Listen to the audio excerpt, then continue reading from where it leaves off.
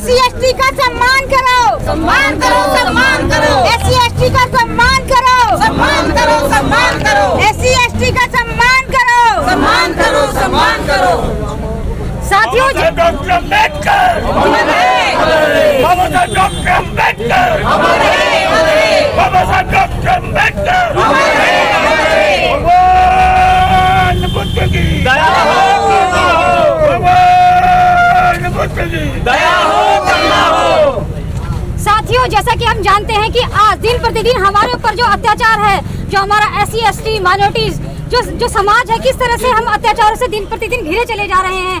और इसी का शिकार आप देखने को मिलेगा कि अभी क्या नाम है, दिल्ली की घटना हो, मैडम थोड़ा सा कर दिल्ली की घटना हो, चाहे लखीमपुर की घटना हो, या तमाम ऐसी नहर की घटना हो, तमाम घटना दिन प्रतिदिन हम जो बहुजन समाज है उस पर घटती चली जा रही है। और इसी का एक शिकार बनी है हमारे समाज की एक बेटी रितु सिंह, जो दिल्ली यूनिवर्सिटी के एक प्रसिद्ध कॉलेज दौलत राम कॉलेज में एक असिस्टेंट प्रोफेसर के पद पर रही। उन्हें तमाम मेहनतें, सोचिए कि हमारे जो बहुजन समाज है, हम कितने पढ़ लिख कर उतनी मुश्किल से उस जगह पर आते हैं, लेकिन हमारे हाथों को काटने के लिए ये जो जनरल कास्ट के, ये मनुवादी सोच के जो लोग हैं, हमारे हाथों को काट देते हैं। और इसी साजिश का शिकार हुई डॉक्टर रितु, जो assistant professor Daulat Ram college, और उनको शिकार बनाया इस कॉलेज की प्रिंसिपल डॉक्टर सविता राय, जिन्होंने अपनी एक फर्जी डॉक्यूमेंट तैयार कर डॉक्टर रितु सिंह को, कुछ बच्चों को जो उनको विटनेस बनाया गया, विटनेस बनाकर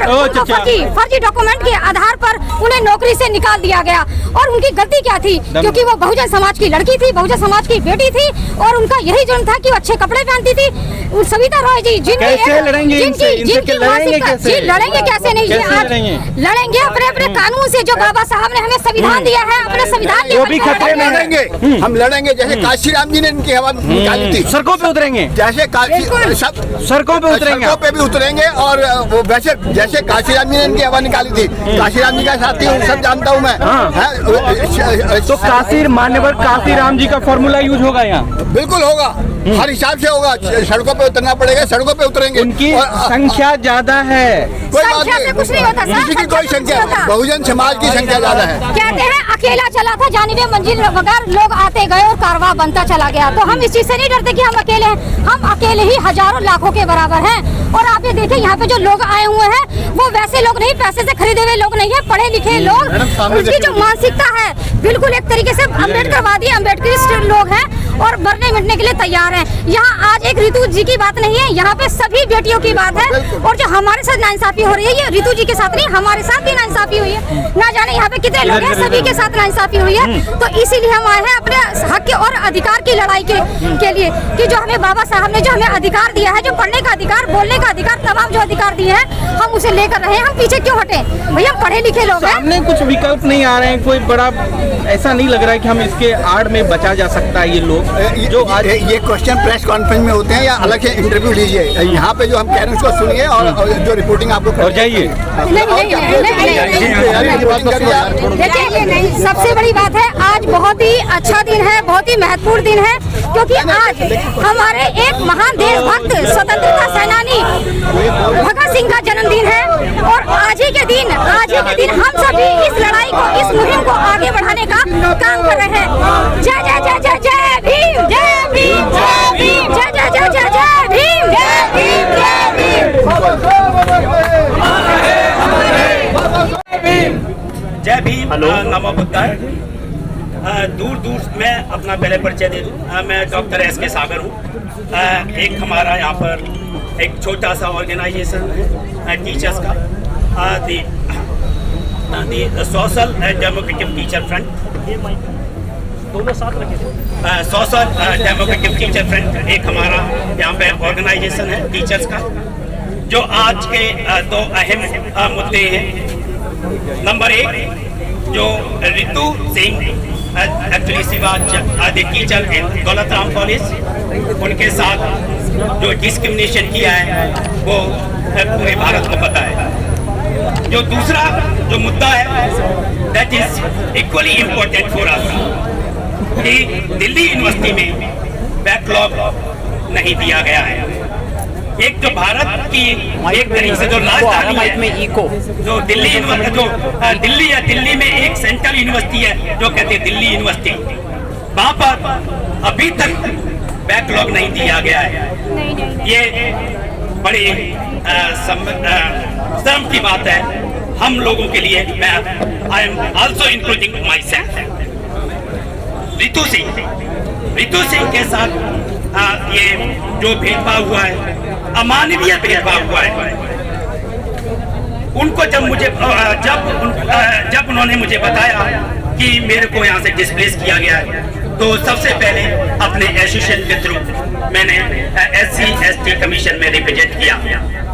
उसके बाद मैंने इस केस को पार्लियामेंट्री कमेटी फॉर SC/ST वहां पर भी रिप्रेजेंट किया, पूरी कमेटी के सामने रिप्रेजेंट किया इस केस को। और उसमें बैकलॉग का भी मुद्दा था, तो वो भी उसमें डिस्कस किया। पर उसके बावजूद भी कुछ नहीं, उन्होंने यूनिवर्सिटी को उनको लिखा भी, पार्लियामेंट्री कमेटी ने भी लिखा, SC/ST कमीशन ने भी लिखा, पर यहाँ पर कुछ नहीं हुआ। आपको सबको पता है क्यों नहीं होगा, कि वहाँ कौन लोग बैठे हुए हैं। वो तो हमें मारने के लिए बैठे हुए हैं, हमें बचाने के लिए नहीं बैठे हैं साथियों। इसमें कोई झिझक नहीं है मुझे कहने में। तो उसके बाद कई बार डेमोन्स्ट्रेशन भी किए गए दौलतराम कॉलेज के सामने, पर कुछ नहीं हुआ। फिर कोर्ट में गए, कोर्ट के बाद भी उन्होंने जजमेंट दिया कि the principal of Daulatram college should be removed, पर अभी तक नहीं किया, क्योंकि उसको सुरक्षा मिल रही है। दिल्ली यूनिवर्सिटी से लेकर ऊपर तक लोग एक ही आइडियोलॉजी के लोग हैं, और वो आइडियोलॉजी सबको पता है कौन सी आइडियोलॉजी है।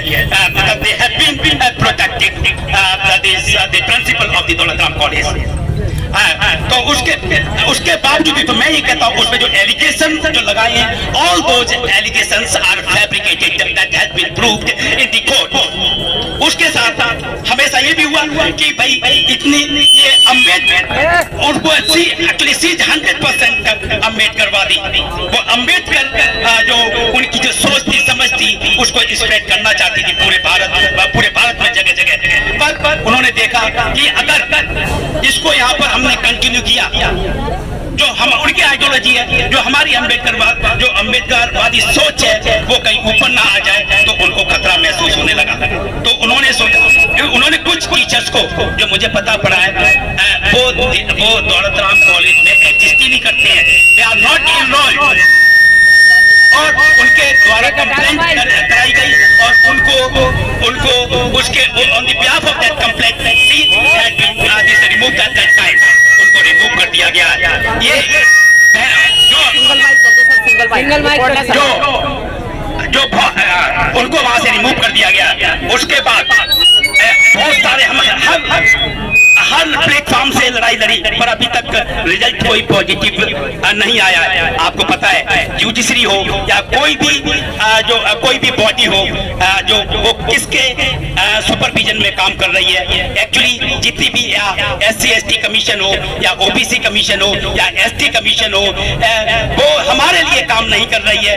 जो हमारे जो दुश्मन है, जो हमारे ऊपर डिस्क्रिमिनेशन काम कर रहे हैं, उनको प्रोटेक्ट करने की काम कर रही है। और आपके समझ ये और कहूंगा कि मैं SC/ST कमीशन और OBC commission and SC commission, जो सारे कमीशन है, उनके इन लोगों ने जो अपने रिप्रेजेंटेटिव हैं, जो और कहेंगे कंसल्टेंट है और एडवाइजर है, they are from general category. पहले वो देखेंगे कि भाई इस केस को रखना है नहीं रखना है, फिर चेयरमैन के पास जाएंगे। तो क्या चेयरमैन की क्या वैल्यू है? मैं तो आपके माध्यम से ये भी कहूंगा, ये हमारे खिलाफ काम कर रही हैं। इनको ये जो कॉन्स्टिट्यूशनल बॉडीज है for the welfare of SC/ST should be remove, खत्म कर देना चाहिए। ये हमारा नुकसान कर रहे हैं।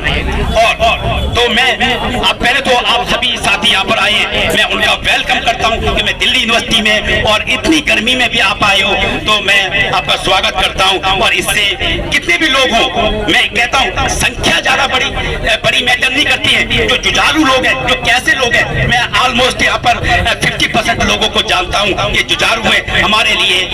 ये जो धरना है ये बड़ा सक्सेसफुल है, बड़े दूर दूर से लोग आए हैं। और जो दूसरा मुद्दा है वो है बैकलॉग का, दैट इज वेरी इंपॉर्टेंट।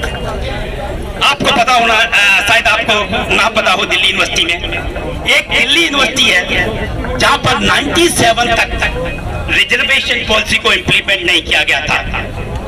इससे पहले भी कोई जो पोस्ट निकलती थी उसमें यह लिखा जाता था कि अगर कोई कैंडिडेट आएगा तो उसको प्रेफरेंस दी जाएगी, या फिर 4 में से अगर 4 पोस्ट होगी तो उसको एक पोस्ट दी जाएगी। ऐसा कहीं रूल में नहीं आता होता है, पर यहाँ पर था। अब बताओ, अभी जो हमारी पोस्ट ईयर मार्क है वहां पर भी अपॉइंटमेंट नहीं हो सकता, तो उस टाइम को आता होगा विदाउट रिजर्वेशन वो उसको कैसे अपॉइंटमेंट किया जाता? नहीं किया जाता। उसको क्या कहते थे? Non found suitable. फिर 97 में यहाँ पर रिजर्वेशन पॉलिसी को इंप्लीमेंट किया गया, और उसमें जो 97 से पहले का जो बैकलॉग था वो बैकलॉग नहीं दिया गया, एक भी पोस्ट का बैकलॉग नहीं दिया गया। और जबकि आपको पता है तो यूनिवर्सिटी कब से एग्जिस्ट कर रही है? 1922 से ये जो दिल्ली यूनिवर्सिटी यहाँ पर स्टैब्लिश है, और जो हमारी रिजर्वेशन पॉलिसी इंप्लीमेंट हुई है आई थिंक दैट्स 1962 और 97 के बीच में एक भी पोस्ट फिलअप नहीं की गई रिजर्व कैटेगरी से। ये दुर्भाग्य है। इसके बाद 2007 में ओबीसी का रिजर्वेशन इंप्लीमेंट हुआ। हमें उम्मीद थी कि शायद जो बैकलॉग है हमें दे दिया जाए। इन्होंने तब ये रूल था डीओपीटी का, गवर्नमेंट ऑफ इंडिया का, कि जो पिछला बैकलॉग है वो कैरी फॉरवर्ड होता है, और जब कोई नया रूल इंप्लीमेंट होता है तो उसमें एकोमोडेट करके उनको बैकलॉग दिया जाए। 2007 में जब ओबीसी का रिजर्वेशन हुआ उस टाइम भी इंप्लीमेंट हुआ, उस टाइम भी इन्होंने बैकलॉग नहीं दिया। अब इसके साथ साथ हमारी दिल्ली यूनिवर्सिटी की लड़ाई और चल रही थी। अगर रिजर्वेशन डिपार्टमेंट वाइज है तो हमारी कभी 14वीं और 15वीं यूनिवर्सिटी प्रशासन होश में आओ, होश में आओ, होश में आओ। दिल्ली यूनिवर्सिटी प्रशासन होश में आओ, होश में आओ, होश में आओ। वाइस चांसलर होश में आओ, होश में आओ, होश में आओ। वाइस चांसलर होश में आओ, होश में आओ, होश में आओ। जाति प्रथा को मत बढ़ाओ, मत बढ़ाओ, मत बढ़ाओ। जाति प्रथा को मत बढ़ाओ, मत बढ़ाओ, मत बढ़ाओ। संविधान की हत्या मत करो, मत करो, मत करो।